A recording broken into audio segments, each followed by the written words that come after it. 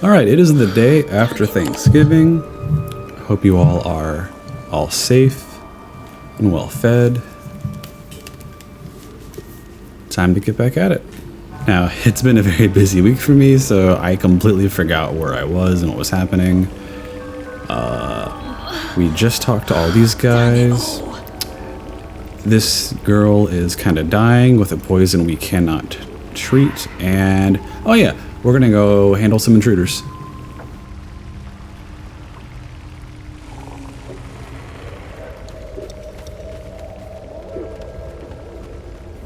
If we can find them.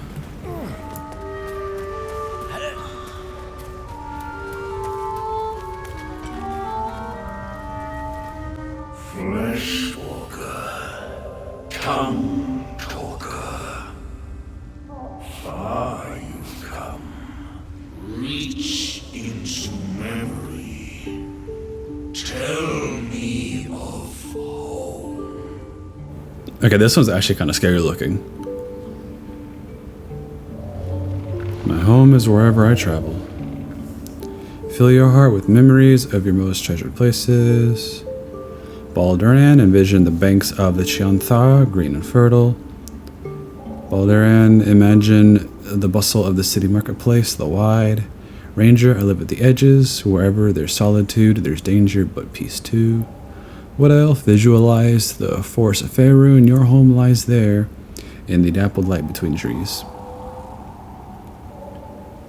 Well, we are technically residents of Baldur's Gate, so I'll just go with this one, the wide. The creature cringes, overwhelmed by the throngs, and reveals its own home, a humid cove filled with decaying myconid corpses. Where God destroyed my people.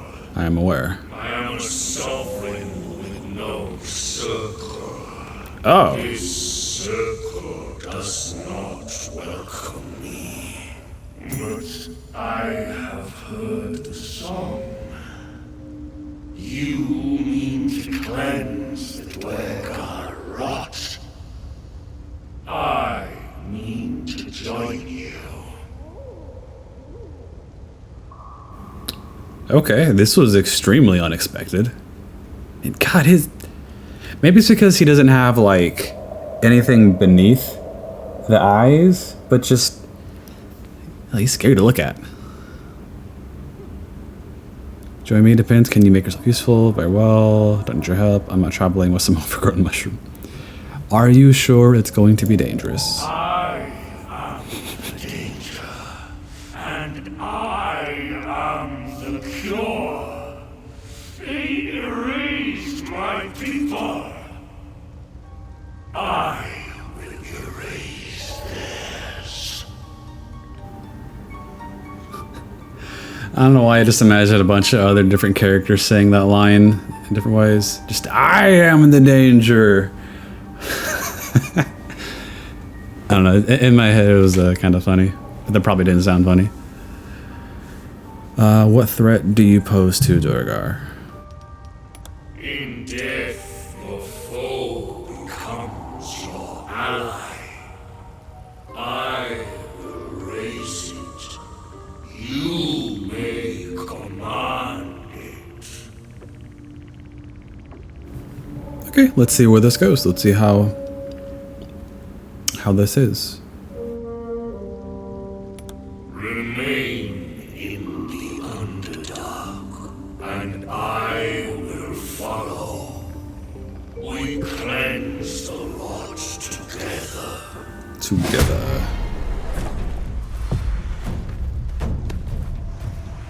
Where are you? God, come on. So, is this gonna happen in general because I have an NPC joining me, or is this still tied to that bug we talked about with the pets? Because this is... God, this is annoying. I don't want to turn walk everywhere. Well, at the very least we can kind of see his abilities. Unarmed strike, multi-attack, animating spores, release spores that a corpse animated as a spore servant under your command. Raise dead via spores.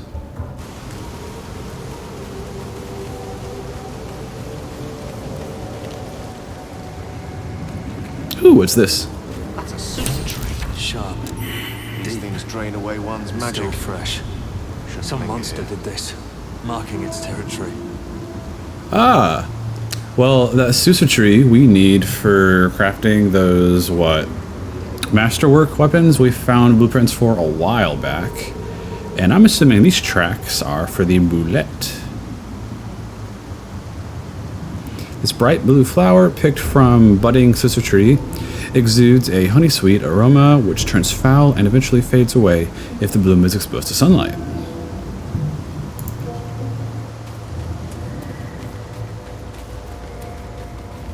These flowers. What is this feeling? This is a big tree.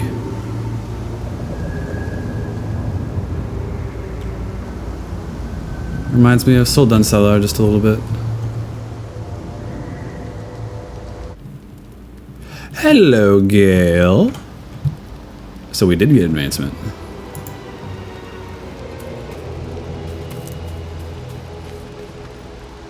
Ah, good evening to you. I take it you're here to pick me up on that bedtime story you were promised. Yes. Marvelous. It's a story full of answers long overdue. It is the story of a man who fell in love with a goddess. Regale me, Gale.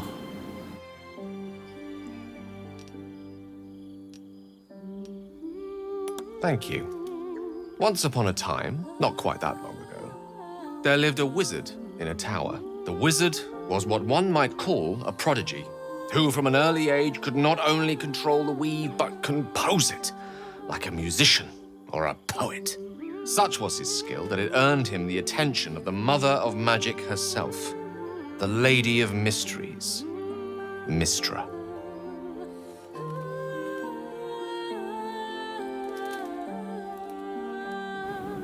Why did Maestra's attention feel like? What did her attention feel like? I can't grammar right now. Love. Perhaps it was not quite love, but you see, the wizard was but a very young man. Oh, it was love. It was most certainly love to him. Mistress showed him the secrets beneath the veils. The gossamer veils first, draped across the weave. The delicate veils next, draped across her body. Chosen one, she whispered. She slipped them off completely. Are you telling me the wizard made love to a goddess? I mean, it's not really a big surprise. I mean, it can happen. Those of you who read the Elminster books, you know exactly what I'm thinking about.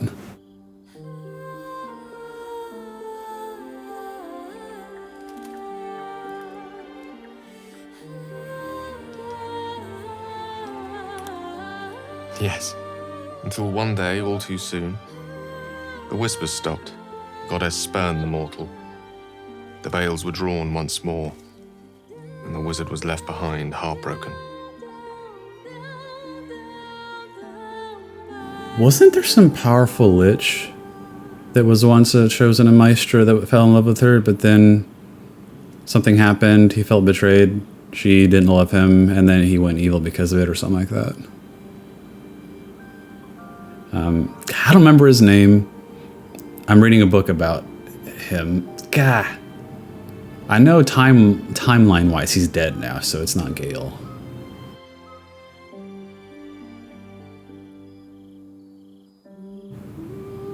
What happened next? Like so many of the heartbroken, he did something infinitely foolish.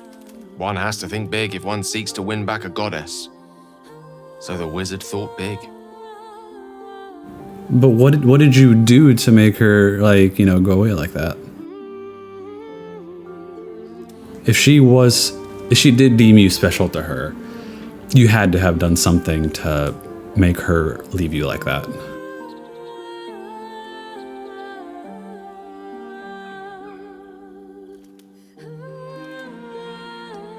Here goes. Once upon a time, very long ago, a mighty lord lived in a tower. A flying tower, to be precise. I'll save his story for another time, but the gist of it is that he sought to usurp the goddess of magic so that he could become a god himself. He almost managed, but not quite. And his entire empire, Netheril, came crashing down around him as he turned to stone. The magic unleashed that day was phenomenal. Rolling like the prime chaos that outdates creation, a fragment of it was caught and sealed away in a book. No ordinary book, mind you. A tome of gateways that contained within it a bubble of astral plane. It was a fragment of primal weave locked out of time, locked away from Mystra herself. What if, the silly wizard thought, what if after all this time, I could return this lost part of herself to the goddess? Well, he was definitely referring to Karsus. Once upon a time in Netheril, a mighty man by the name of Karsus, back when there was no true rules or limitations on magic, tried to ascend to godhood using just a sheer massive amount of magic that would have done a lot of damage to the world if he succeeded and used it. But the original Maestra made it fail, made some rules, and now there are limitations on powerful magic. But Gale, your thought process, I mean, that sounds sweet. That sounds like love. What was the answer to his question? The answer was to try, and the outcome was to fail. Here. Place your hand over my heart. Let me show you. You feel the tadpole quiver as you realize Gale is letting you in. Into the dark. You see through Gale's eyes, staring down the corridors of a dread memory. A book, bound, then suddenly opened. Inside there are no pages, only a swirling mass of blackest weave that pounces. Its teeth, its claws. It's unstoppable as it digs through you and becomes part of you. And gods, is it ever hungry.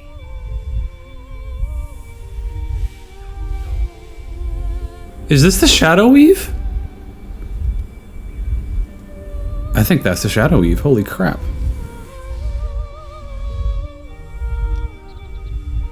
Of all things, magic. This Netherese taint, this orb, for lack of a better word, is balled up inside my chest. And it needs to be fed. As long as it absorbs weave, it remains stable, to an extent. The moment it becomes unstable, however. Is that actually Netherese Orb of Annihilation? I think that's what the lore bit online said prior to early access. My first thought is this is just a chunk of Shadow Weave that survived.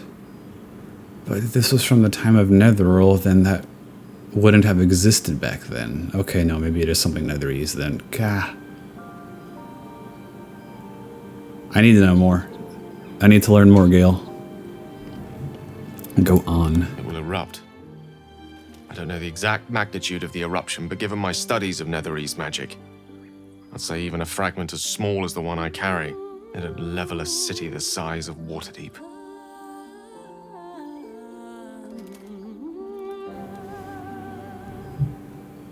It's a horrible burden to bear. It is my truth, finally revealed. It is this folly that led Mystra to abandon me completely. I can only hope that you won't abandon me as well. After all we've been through, surely we can brave even this side by side. So, that's what made her abandon you? I guess, if I remember correctly, the current Maestra is still fairly new. Because TLDR, Maestra has died and been replaced multiple times.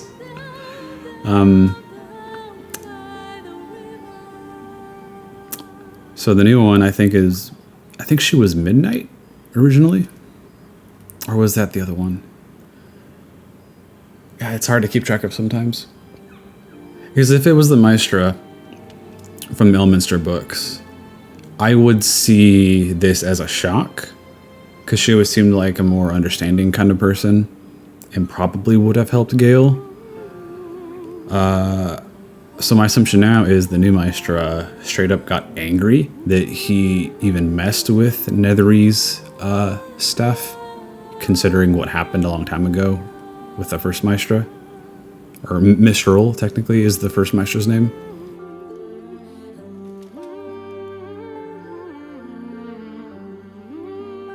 I think I need more information.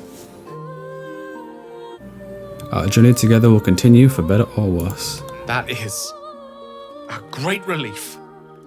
Your apprehension is most warranted, but oh, a great relief this is indeed. It is an honor to call you a friend. Many challenges lie ahead, but in this moment I believe nothing to be insurmountable. What do you say? Should we call it a night, or do you have questions for me? Are you still in love with Maestra? I'll be honest with you. I don't know. She's my muse still, the embodiment of magic. But the embodiment of love? Only if we ever meet again will I know. What would permanently rid you of the orb? The orb was kept safe and inert in a pocket of astral plane, suspended in time. If I can somehow manage to expel it from my body while in the astral plane, it will be rendered inert again. Alternatively, I could learn to control its chaotic magic. That is, to succeed where I failed before. Without Mistra's favor, I don't see how that may come to pass. Of course, there could be different answers as well. Faerun brims with more magic than any one wizard could fathom, let alone comprehend. Who knows what outlandish solutions may yet present themselves. So with that in mind, I'm assuming we definitely don't see this resolved in Act 1. Thinking about the Githyanki and the Illithids and the Nautiloid and traveling through space. If I remember correctly, in space in D&D, it's not space like how we know it, but if I remember correctly, the way it functions is you can physically be in it without, needing to wear a suit or anything like that. The only thing you would need to worry about is air and magical transportation.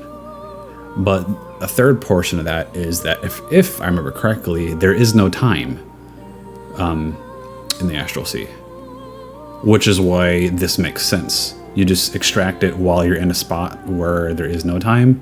So then, ticking time bomb, it can't do anything. Which makes me wonder who put it in that book to begin with.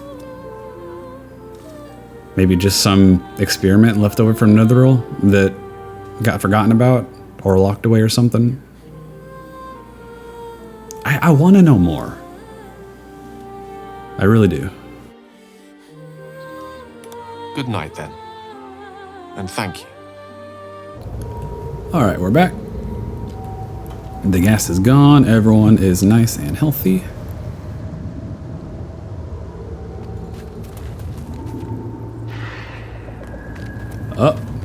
Nope.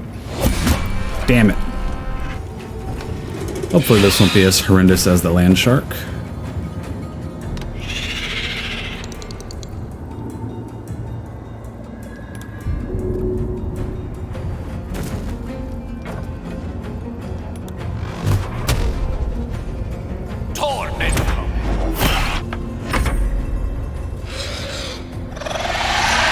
Crying in alarm? Oh no. In case you were wondering, it's calling the rest of its pack. Yes, Gale, I know that. Where's... Oh, right there. I hope there's only one and not many. There we go. I guess the other was too far away for combat. Oh boy, had me worried. Now for the Sousa Bloom.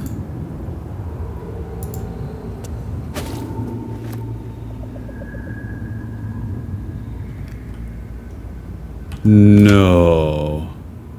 Is it still emitting the aura? It is. Oh, that's tricky.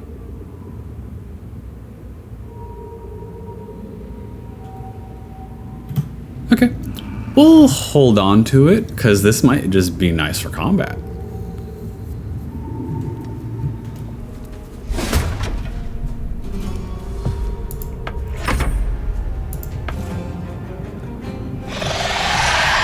Oh, yep, there's 3 in the area. Oh, there's a bullet right there. That's great. Rumbling Earth, that's the bullet. Filro the Forgotten? What?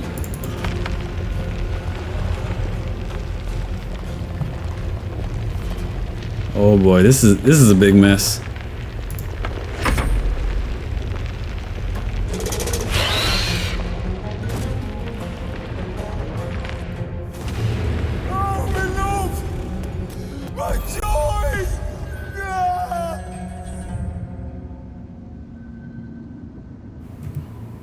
What was that? Oh boy. That's upsetting.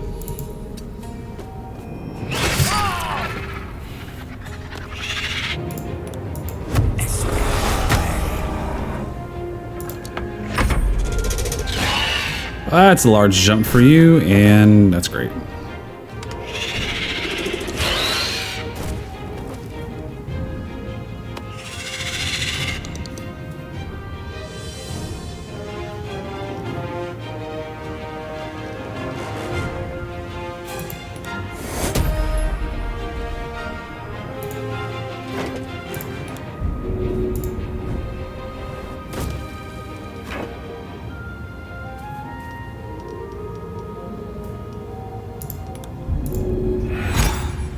Okay.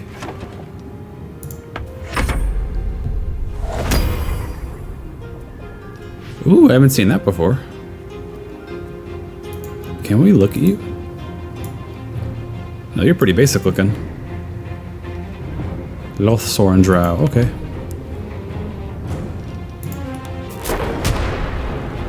Bye-bye, question mark? Bye-bye, exclamation point.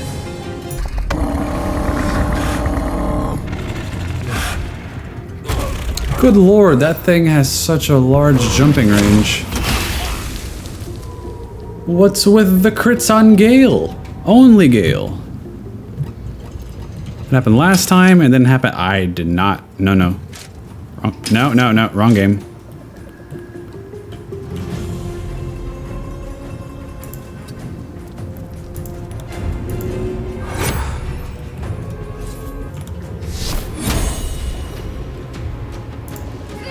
Come on.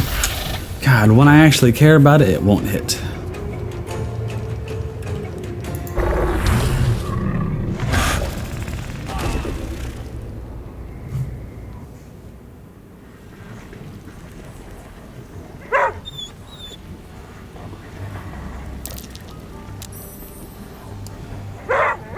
These jumps are so ridiculous. Moreover, the knockbacks from a jump is ridiculous.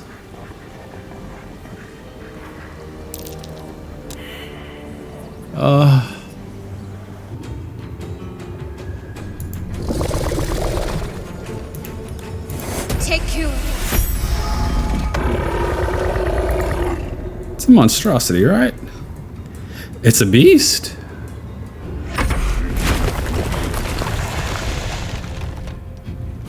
All that hardship and it just runs away again.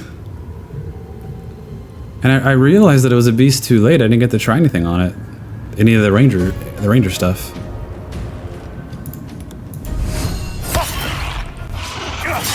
There we go.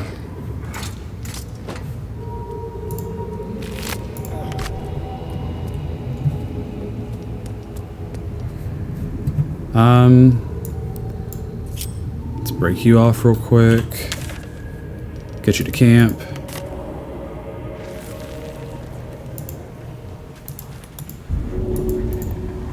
Oh, you're dead, okay.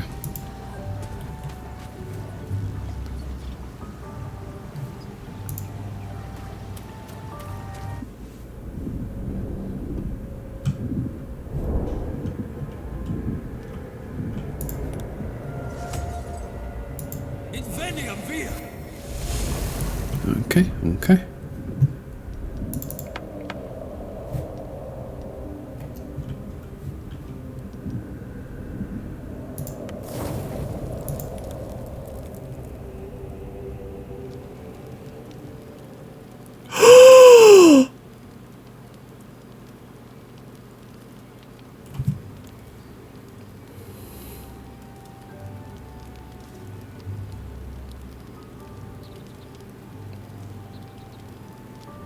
I thought he was fine when I left that last time.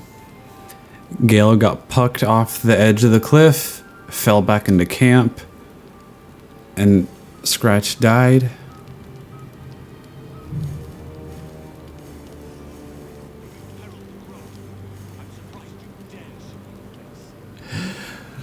Scratch, I can't live without you.